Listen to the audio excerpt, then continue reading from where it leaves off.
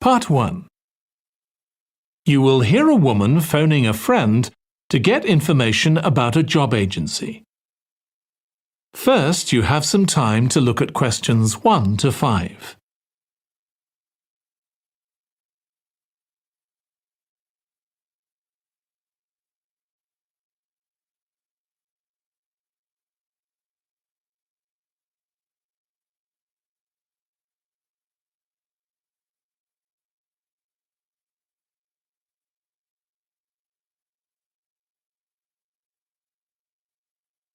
Now listen carefully and answer questions 1 to 5. Hello, William. This is Amber. You said to phone if I wanted to get more information about the job agency you mentioned.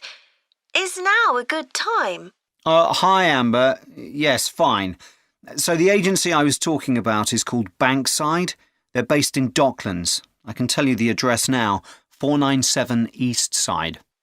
OK, thanks. So is there anyone in particular I should speak to there? The agent I always deal with is called Becky Jameson. Let me write that down. Becky Jameson. Jameson.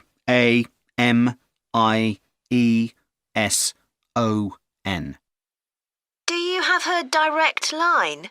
Yes, it's in my contacts somewhere. Right, here we are. 07866 510 333. I wouldn't call her until the afternoon if I were you. She's always really busy in the morning trying to fill last-minute vacancies. She's really helpful and friendly, so I'm sure it would be worth getting in touch with her for an informal chat. It's mainly clerical and admin jobs they deal with, isn't it? That's right. I know you're hoping to find a full-time job in the media eventually, but Becky mostly recruits temporary staff for the finance sector, which will look good on your CV and generally pays better too. Yeah, I'm just a bit worried because I don't have much office experience. I wouldn't worry. They'll probably start you as a receptionist or something like that. So what's important for that kind of job isn't so much having business skills or knowing lots of different computer systems, it's communication that really matters, so you'd be fine there. And you'll pick up office skills really quickly on the job. It's not that complicated. OK, good. So how long do people generally need temporary staff for? It would be great if I could get something lasting at least a month. That shouldn't be too difficult. But you're more likely to be offered something for a week at first, which might get extended. It's unusual to be sent somewhere for just a day or two. Right. I've heard the pay isn't too bad. Better than working in a shop or a restaurant. Oh yes, definitely. The hourly rate is about £10, $11 if you're lucky. That's pretty good. I was only expecting to get £8 or £9 an hour. Before you hear the rest of the conversation, you have some time to look at questions 6 to 10.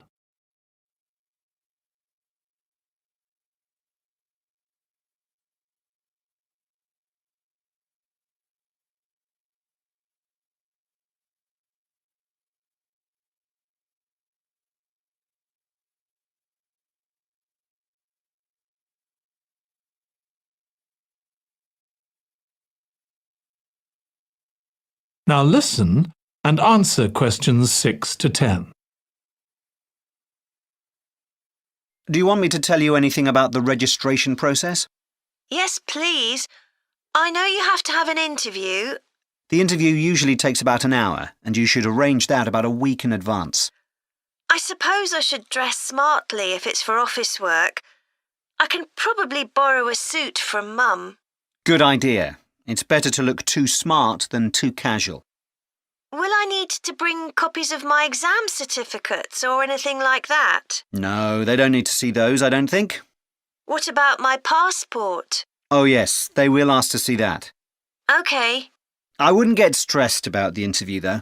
It's just a chance for them to build a relationship with you, so they can try and match you to a job which you'll like. So there are questions about personality that they always ask candidates, fairly basic ones, and they probably won't ask anything too difficult, like what your plans are for the future. Hope not. Anyway, there are lots of benefits to using an agency. For example, the interview will be useful because they'll give you feedback on your performance so you can improve next time. And they'll have access to jobs which aren't advertised. Exactly. Most temporary jobs aren't advertised. And I expect finding a temporary job this way takes a lot less time. It's much easier than ringing up individual companies. Yes, indeed. Well, I think I've covered everything. That is the end of part 1. You now have 1 minute to check your answers to part 1.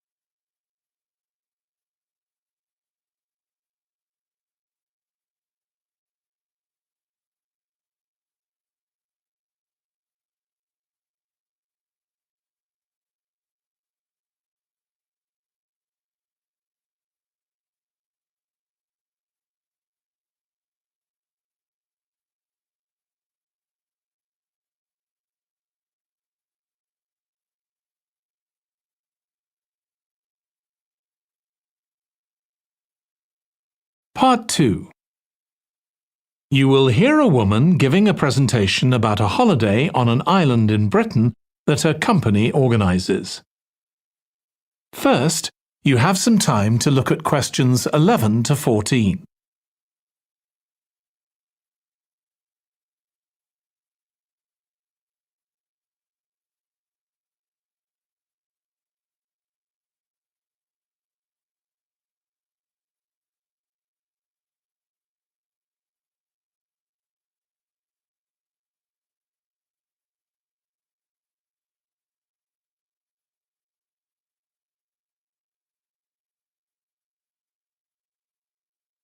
Now listen carefully and answer questions 11 to 14.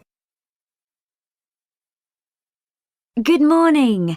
My name's Erica Matthews, and I'm the owner of Matthews Island Holidays, a company set up by my parents.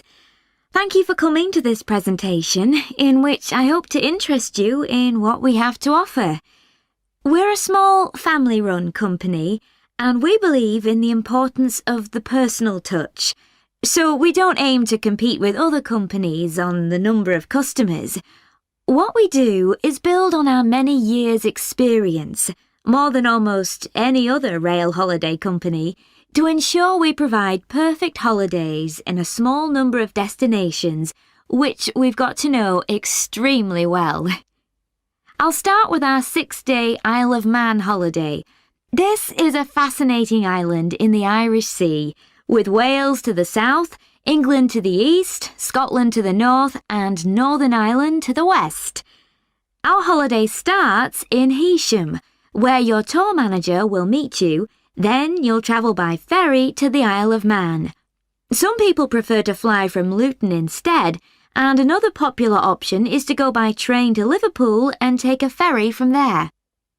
You have 5 nights in the hotel, and the price covers 5 breakfasts and dinners, and lunch on the 3 days when there are organised trips.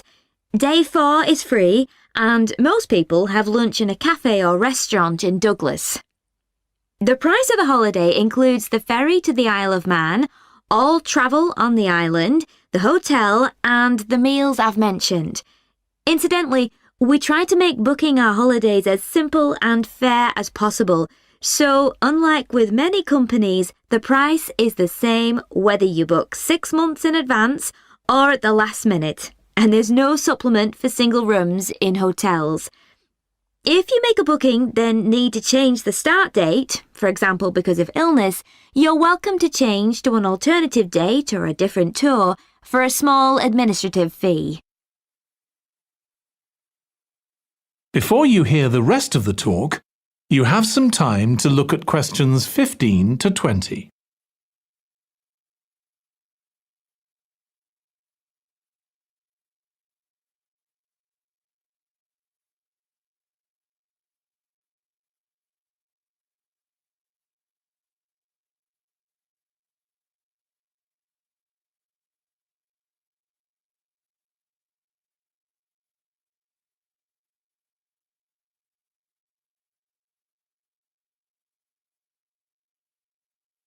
Now listen and answer questions 15 to 20. OK, so what does the holiday consist of? Well, on day 1, you'll arrive in time for a short introduction by your tour manager, followed by dinner in the hotel.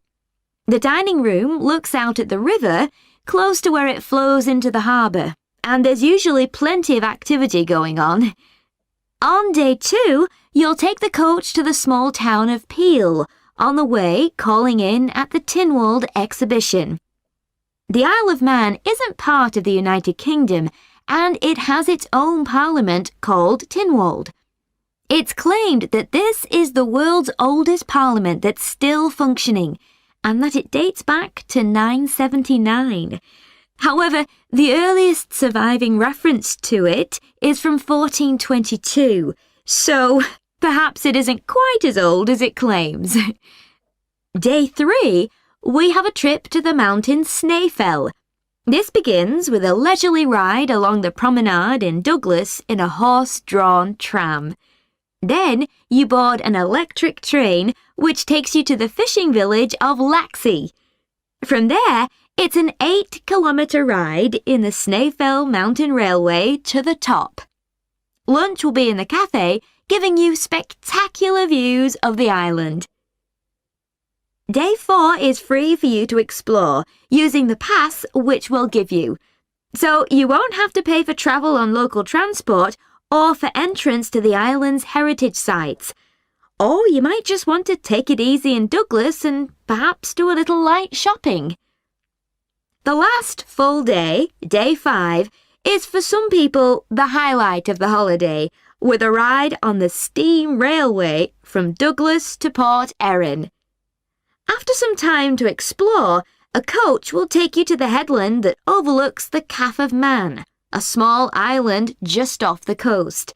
From there, you continue to Castletown, which used to be the capital of the Isle of Man and its medieval castle. And on day 6, it's back to the ferry, or the airport if you flew to the island, and time to go home. Now, I'd like to tell you a bit more. That is the end of part 2. You now have 30 seconds to check your answers to part 2.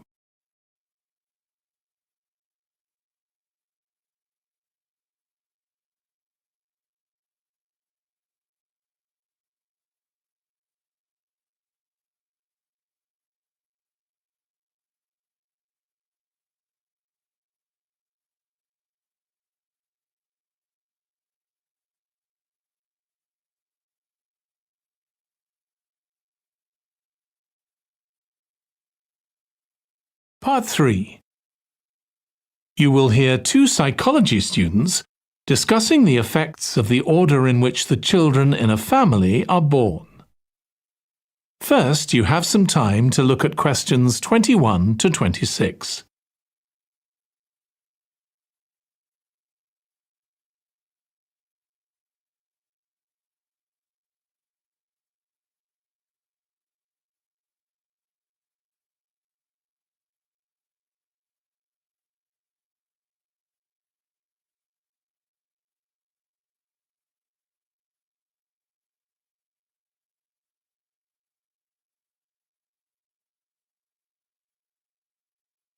Now listen carefully and answer questions 21 to 26. Ed, how are you getting on with the reading for our presentation next week? Well, OK, Ruth, but there's so much of it. I know. I hadn't realised birth order was such a popular area of research. But the stuff on birth order and personality is mostly unreliable. From what I've been reading, a lot of the claims about how your position in the family determines certain personality traits are just stereotypes, with no robust evidence to support them. OK, but that's an interesting point. We could start by outlining what previous research has shown. There are studies going back over 100 years. Yeah, so we could just run through some of the typical traits. Like the consensus seems to be that oldest children are generally less well adjusted, because they never get over the arrival of a younger sibling. Right, but on a positive note, some studies claim that they were thought to be good at nurturing. Certainly in the past, when people had large families, they would have been expected to look after the younger ones. There isn't such a clear picture for middle children, but one trait that a lot of the studies mention is that they are easier to get on with than older or younger siblings. Generally eager to please and helpful, although that's certainly not accurate as far as my family goes. My middle brother was a nightmare, always causing fights and envious of whatever I had. As I said, none of this seems to relate to my own experience. I'm the youngest in my family, and I don't recognise myself in any of the studies I've read about. I'm supposed to have been a sociable and confident child who made friends easily, but I was actually terribly shy. Really? That's funny. There have been hundreds of studies on twins, but mostly about nurture versus nature. There was one on personality which said that a twin is likely to be quite shy in social situations because they always have their twin around to depend on for support. My cousins were like that when they were small. They were only interested in each other and found it hard to engage with other kids. They're fine now, though. Only children have had a really bad press. A lot of studies have branded them as loners who think the world revolves around them because they've never had to fight for their parents' attention. That does seem a bit harsh. One category I hadn't considered before was children with much older siblings. A couple of studies mentioned that these children grow up more quickly and are expected to do basic things for themselves, like getting dressed. I can see how that might be true, although I expect they're sometimes the exact opposite, playing the baby role and clamouring for special treatment. Before you hear the rest of the discussion, you have some time to look at questions 27 to 30.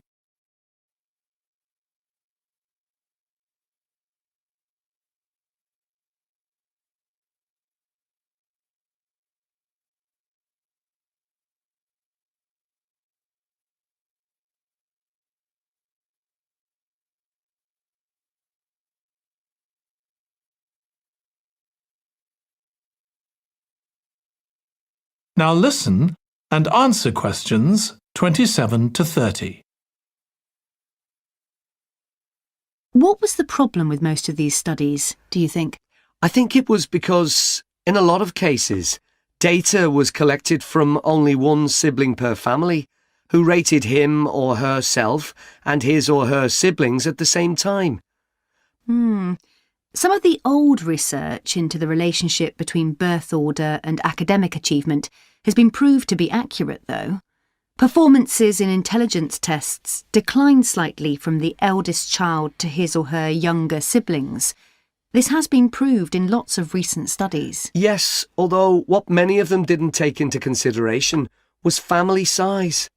The more siblings there are, the likelier the family is to have a low socio-economic status, which can also account for differences between siblings in academic performance.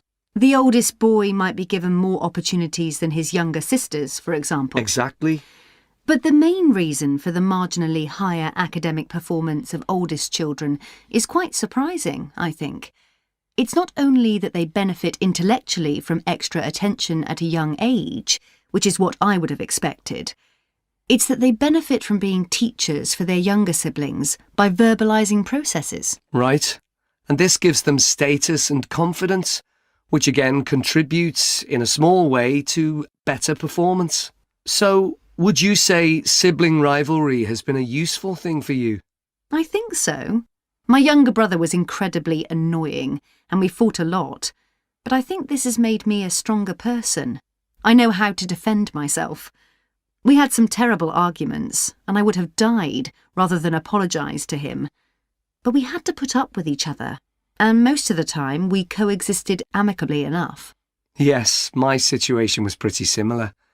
But I don't think having two older brothers made me any less selfish. I was never prepared to let my brothers use any of my stuff. That's perfectly normal, whereas sometimes... That is the end of part 3. You now have 30 seconds to check your answers to part 3.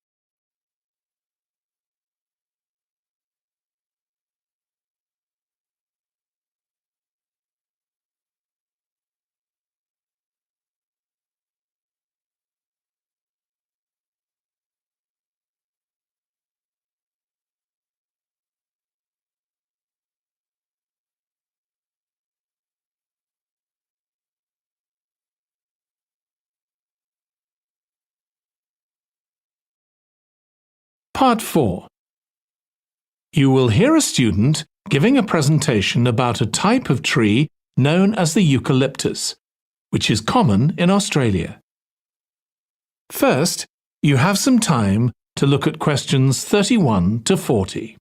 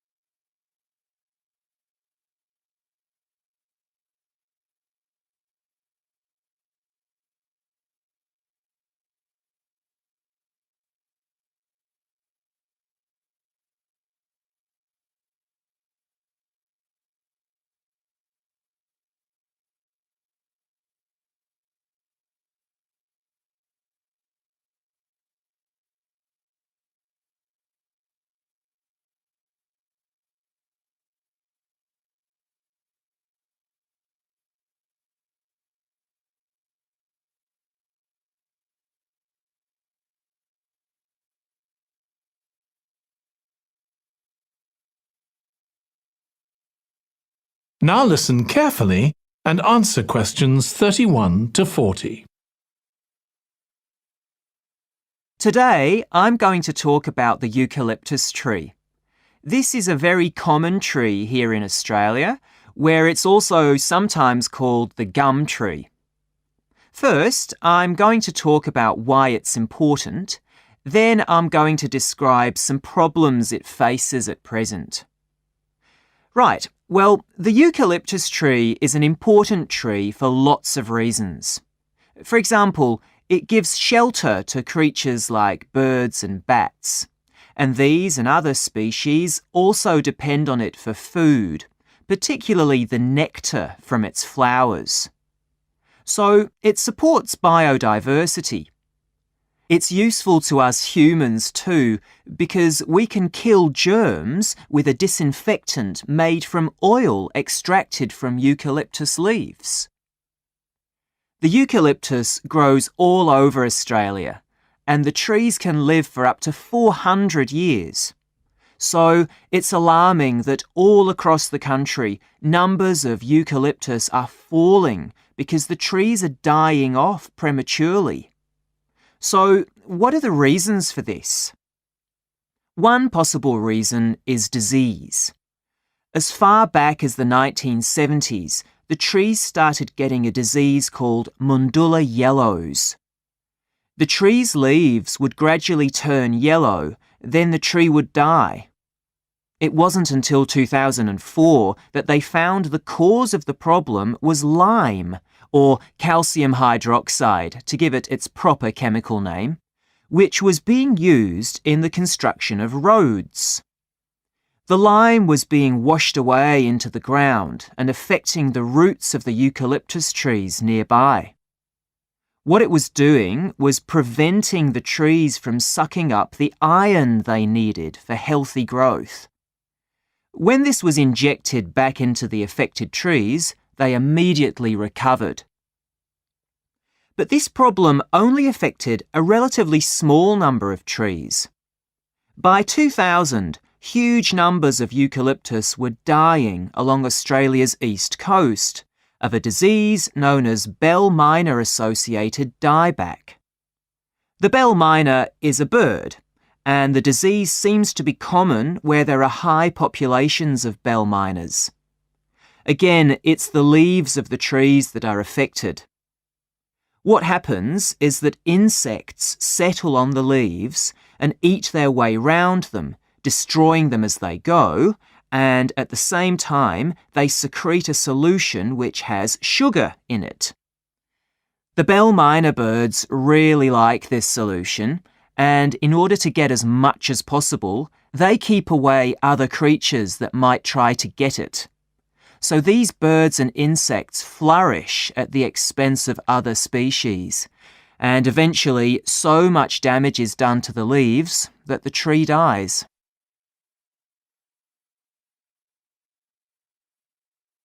But experts say that trees can start looking sick before any sign of bell minor-associated dieback.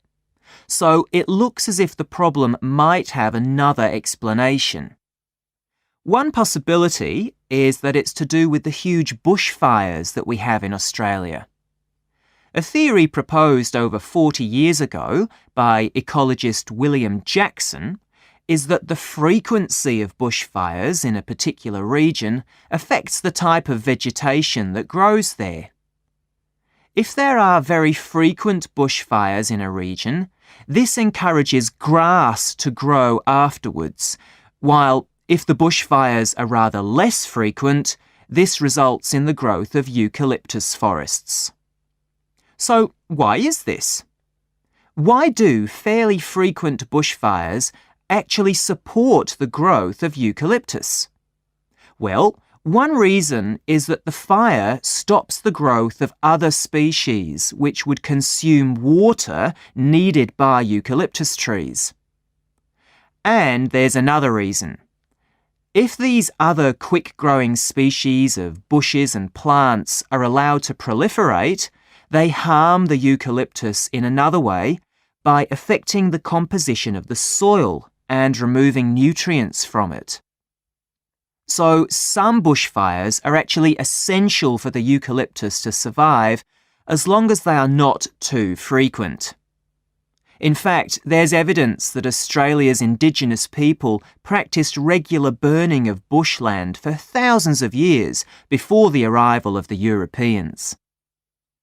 But since Europeans arrived on the continent, the number of bushfires has been strictly controlled. Now, scientists believe that this reduced frequency of bushfires to low levels has led to what's known as dry rainforest, which seems an odd name as usually we associate tropical rainforest with wet conditions. And what's special about this type of rainforest? Well, unlike tropical rainforest, which is a rich ecosystem, this type of ecosystem is usually a simple one. It has very thick, dense vegetation, but not much variety of species. The vegetation provides lots of shade, so one species that does find it ideal is the bell miner bird, which builds its nests in the undergrowth there. But again, that's not helpful for the eucalyptus tree. That is the end of Part 4.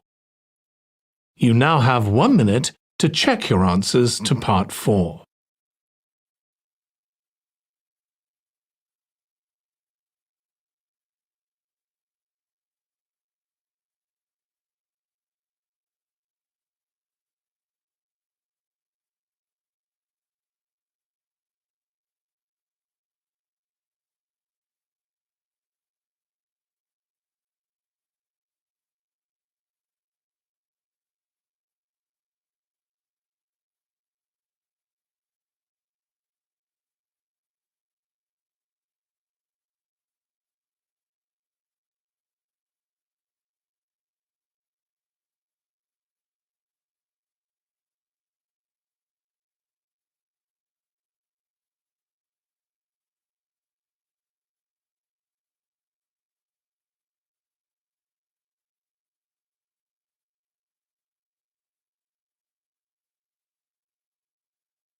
That is the end of the listening test. In the IELTS test, you would now have 10 minutes to transfer your answers to the answer sheet.